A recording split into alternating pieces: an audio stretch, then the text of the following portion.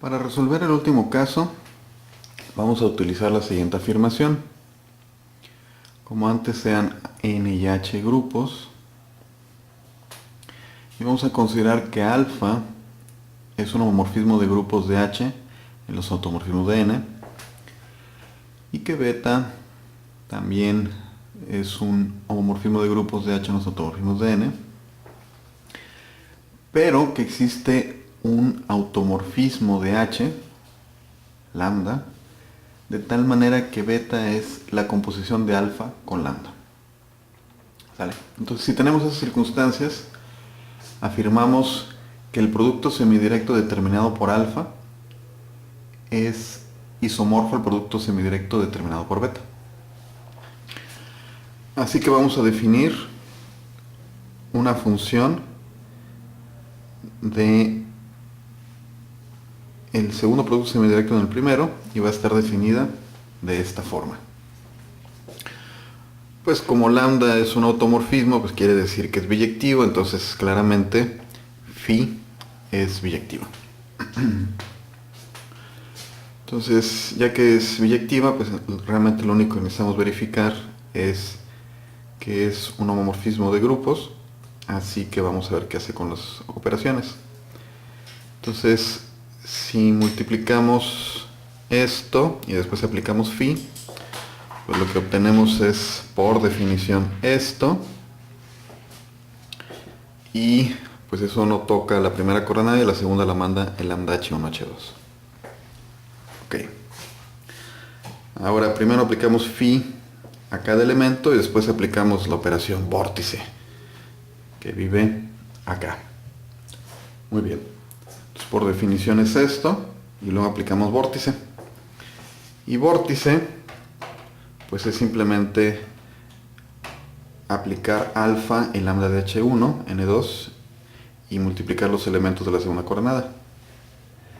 Pero beta es alfa composición con lambda. Entonces este elemento de n es igual a este elemento de n, y lambda es un automorfismo, entonces manda productos de h en productos de h. Así que estas dos cosas son iguales.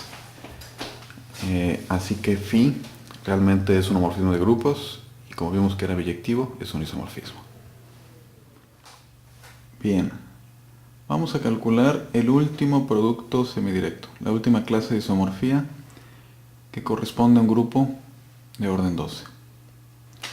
Lo que nos falta por analizar es Z3 aporta el grupo de automorfismos, y el subgrupo de tamaño 4, el de origen, viene dado por el grupo de Klein. Tenemos las mismas condiciones que antes, el grupo de automorfismos de Z3 es isomorfo a Z2, y aquí es más interesante la situación porque tenemos varias opciones para elegir un homomorfismo no trivial de Z2 cruz Z2 en los automorfismos Z3. Si elegimos el automorfismo trivial, entonces no obtenemos nada interesante, salvo que este sería Z3 cruz Z2 cruz Z2. Eso es lo que obtendríamos si elegimos como teta el que manda cualquier elemento en la identidad. Ok.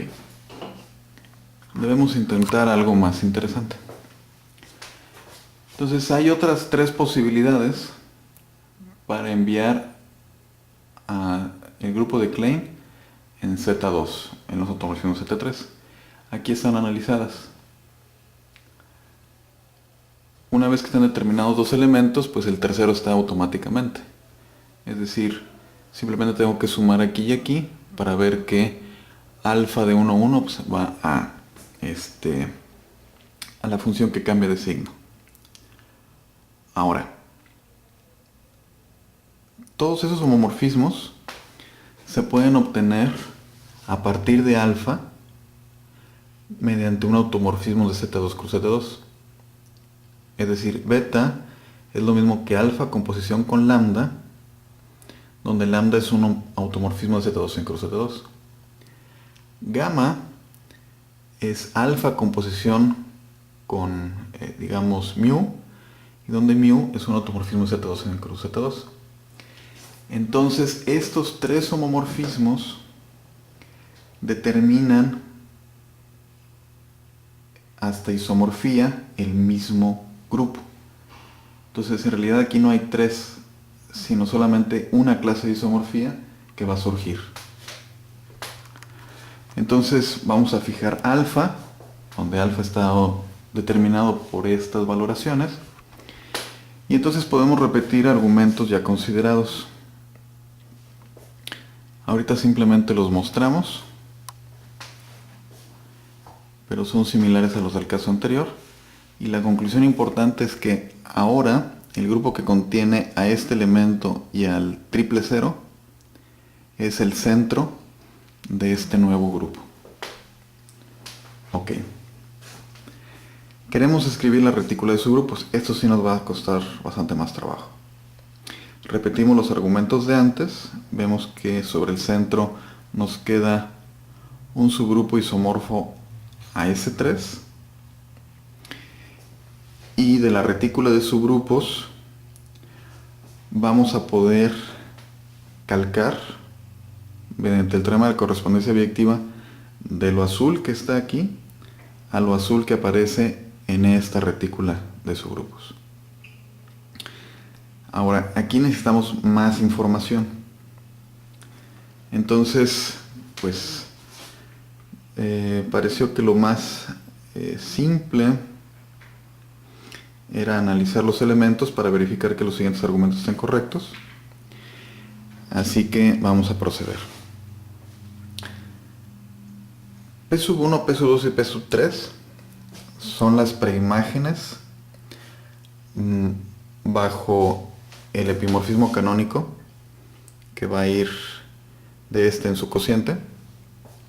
Son las preimágenes de T1, T2 y T3 y son tres subgrupos de tamaño 4. Así que por el primer teorema de Sylow, esos son dos subgrupos de Sylow. Y por el tercer teorema de Sylow son todos los que pueda haber. Entonces, esta es la lista completa de los subgrupos de tamaño 4. Ahora, esos subgrupos de tamaño 4 contienen al centro.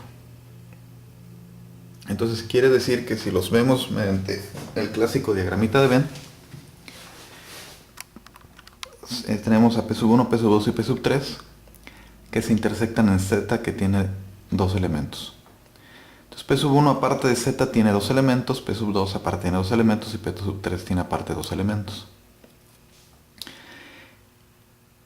Los elementos en rojo de P sub 1 ya no pueden coincidir con los elementos en P sub 2 o en P sub 3, porque entonces la intersección de esos dos subgrupos de Sylow sería mayor a 2, y eso no es posible. Quiere decir que los puntitos rojos se corresponden a elementos de orden 2 que no están en el centro, y Z aporta un elemento de orden 2 que está en el centro.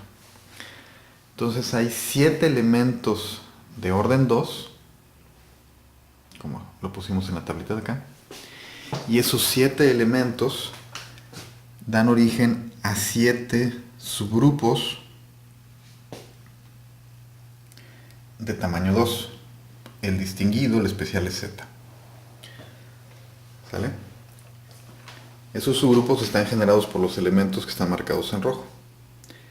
Y este.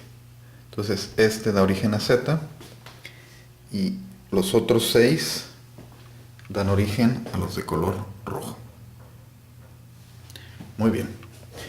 Mañosamente los vamos a llamar a esos subgrupos H1, H'1, que son los que están contenidos en P sub 1. Entonces el elemento de orden 2 de este y el elemento de orden 2 de este, pues constituyen este y este. Y así para los demás subgrupos. ¿De acuerdo? Ok. Ahora, también al terminar la tabla vemos que solamente hay dos elementos de orden 6. Aquí están las cuentas y son pues este y este. Entonces precisamente el que surge del teorema de correspondencia biyectiva, que es L, que es isomorfo a Z6, pues precisamente tiene a Z3 y a Z. ¿Ok? Entonces ahí hay uno. Por cierto que se me está olvidando comentar que como antes, puesto que Z3 es normal, por el segundo teorema de Sylow es el único que hay allá. Entonces ya están todos los subgrupos de tamaño 2, todos los de tamaño 3, todos los de tamaño 4. Y ya dijimos que hay uno de tamaño 6 que es isomorfo a Z6. Y es el único que puede ser isomorfo a Z6 porque solamente hay dos elementos de orden 6 y los dos viven dentro de L. Ahora, necesitamos determinar cuántos subgrupos de tamaño 6 puede haber. Ok. Entonces, como Z3 es normal, el producto, así directo, de elementos de Z3 con elementos de cualquiera de estos 6, da origen a un subgrupo de tamaño 6. Eso es por la normalidad de Z3 y porque aquí hay 3 y 2 elementos y su intersección tiene tamaño 1. Como no pueden ser isomorfos a Z6 porque L ya se acabó a todos los elementos de orden 6, entonces tiene que ser isomorfo a S3. Entonces S3, vamos a pensar que S contiene a Z3 y a H1. Entonces como es isomorfo a S3, tiene que contener 3 subgrupos de tamaño 2. Vamos a suponer que contiene H1, no puede contener a H1' porque entonces contendría P sub 1. Y este es un grupo de tamaño 4 y es un grupo de tamaño 6. Como 4 no divide a 6, entonces por el teorema de Lagrange, P sub 1 no puede ser subgrupo de S. Y entonces S no puede contener H1 y H1'. Entonces digamos que contiene S, H1 y H2. No puede contener a H'2 por la misma razón. Entonces S tiene que contener a H3 y así vemos que S contiene uno de cada uno de estos. Y exactamente uno. Ahora, esos elementos, esos subgrupos, entonces tienen que ser conjugados entre sí. ¿Por qué? Porque S es normal. Y entonces cualquier conjugación que dé origen a este grupo manda elementos de orden 2 en elementos de orden 2.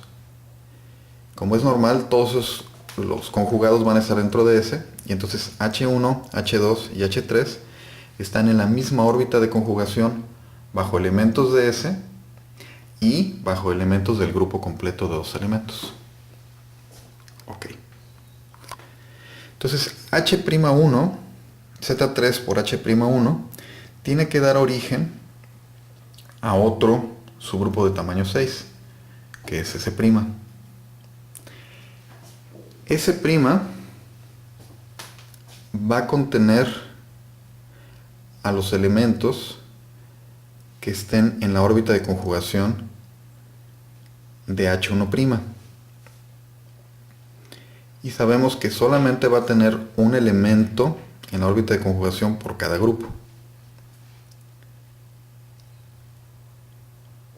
No puede coincidir H1'. Bueno, empezamos suponiendo que no era H1, pero H1' no puede estar en la órbita de conjugación de H2, porque si lo estuviera, entonces H1, H2 y H1' estarían en la órbita de conjugación determinada por S. Y entonces P sub 1 entraría dentro de S. Contradicción. Entonces, H1', H2' y H3' están en órbitas de conjugación distintas a las de H1, H2 y H3 y están contenidos en S'. Cualquier subgrupo de tamaño 6 va a surgir como el generado por los elementos de Z3 y algún subgrupo de tamaño 2. Así que L surge al operar con Z, S surge al operar con H1, H2 o H3, y S' surge al operar Z3, ya sea con H1', con H2' o con H3'. Entonces no hay lugar para otros subgrupos de este grupo de que tengan 6 elementos. Entonces esta retícula de subgrupos es toda la retícula de subgrupos, y con esto hemos concluido el análisis de los grupos de tamaño 12.